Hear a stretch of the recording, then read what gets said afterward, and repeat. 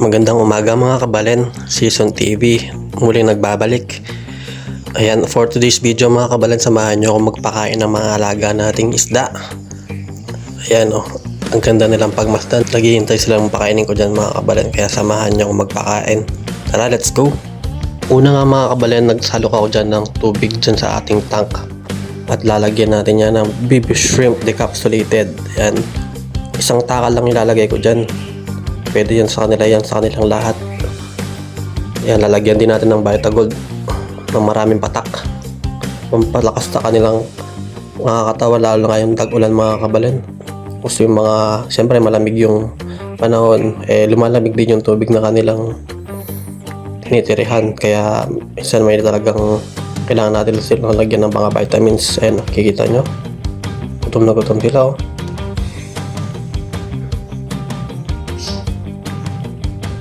Nagsusuntukan pa nga sila dyan Tapos may napansin ako dito sa kabila mga kabalen, namatayin pala ako ng isang alaga. Ayan kita naman yung boses ko, medyo nang mangyak-ngyak pa ako. Wala, ganyan talaga, kasama yan sa pag-aalaga ng mga hayop at mga alagang isda mga kabalen. Kaya accept the fact. Kaya tanggalin na natin siya mga kabalen. Pakain natin sa mga manok, lamang tiyan din na ng mga manok.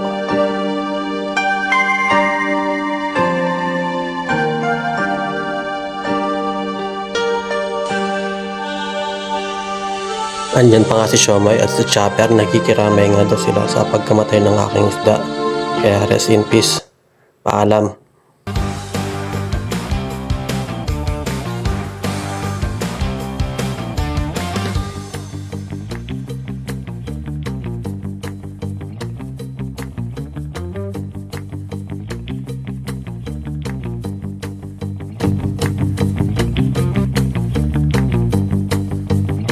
At meron pa nga akong isang napansin dito na namatay din. Kaya dalawa pala sila. Nakakaawa naman. Pero ganyan talaga yung buhay nila, kasama yan sa kanilang pamumuhay bilang isda. Kaya sa mga nag-aalaga dyan, ayan, pakain na lang natin sa manok. Sarap tip. Kaya dito naman tayo sa mga fry natin. Yan, buti na lang madami tayong mga fry na kanilang pinujuice mga kabalen. Yan. Sorry, nabubulol-bulol pa ako. Yan, dito kailangan natin marami ang pakain kasi para lumaki kagad sila. Medyo matatakaw din yung mga yan. Ito nasa 2 weeks na itong mga to, yung sa kabila mga kabalen.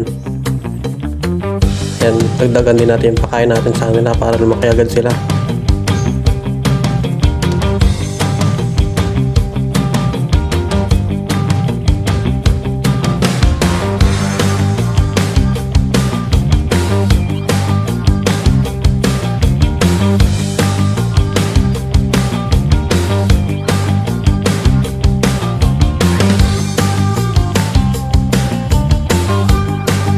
Hanggang dyan muna. Salamat sa inyong panonood.